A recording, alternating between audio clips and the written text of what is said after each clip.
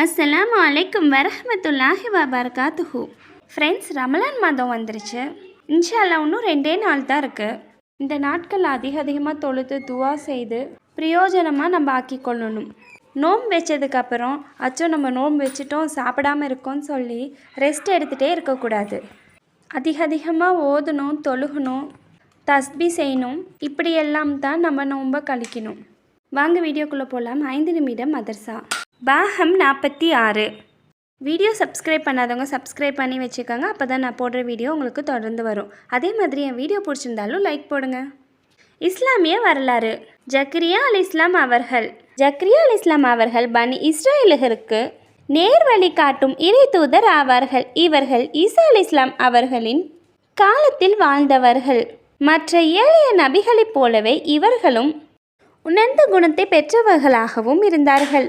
இவர்கள் தாம் ஈசா அலைஹிஸ்ஸலாம் அவர்களின் தாயார் மரியம் அலைஹிஸ்ஸலாம் அவர்களை வளர்த்து பராமரித்தார்கள். ஜக்கரியா அலைஹிஸ்ஸலாம் அவர்கள் முதுமை அடைந்திருந்தும் அவர்களுக்கு வாரிசு யாரும் இல்லை.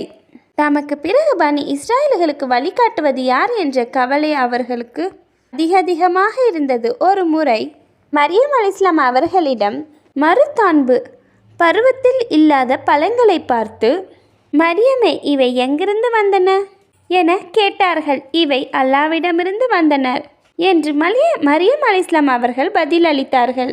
இந்நிலையில் மருதாம்பு பழங்களை தருகின்ற ஆற்றலை பெற்ற அல்லாஹ் முதுமை அடைந்த எனக்கு குழந்தையையும் தர முடியும் என சிந்திக்கலானார்கள். எனவே நல்லொழுக்கமுள்ள குழந்தையை அருள வேண்டும் என அல்லாவிடம் துவா செய்தார்கள். இவர்களின் வேண்டுதலை ஏற்ற அல்லாஹ் முதுமையில் ஜக்கரியா அலைஹிஸ்ஸலாம் அவர்களுக்கு யஹ்யா என்ற ஆண் மகனை அருளினான். அல்லாவின் ஆற்றல். வானவில். மழைக்காலத்தில் லேசான வெயில் இருந்தால் வானத்தில் ஒரு திசையில் இருந்து இன்னொரு திசையை நோக்கி 7 வண்ணத்தில் வானவில் வெளிப்படும்.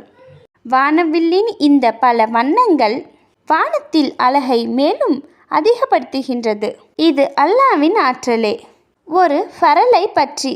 அசர் தொழுகையின் சிறப்பு. ஒரு முறை அசர் தொழுகையை நடத்திவிட்டு நபி ஸல்லல்லாஹு அலைஹி வஸல்லம் அவர்கள் மக்களை நோக்கி, இந்த தொழுகை உங்களுக்கு முன் வந்தவர்களுக்கும் விதிக்கப்பட்டிருந்தது. ஆனால் அவர்கள் இதை வீணடித்து விட்டார்கள். நீங்கள் இதை நேமமாக தொழுதால் உங்களுக்கு இரட்டிப்பு நன்மை கிடைக்கும். இந்த ஹதீஸ் முஸ்லிமில் இடம்பெற்றிருக்கு. ஒரு சுன்னத்தை பற்றி.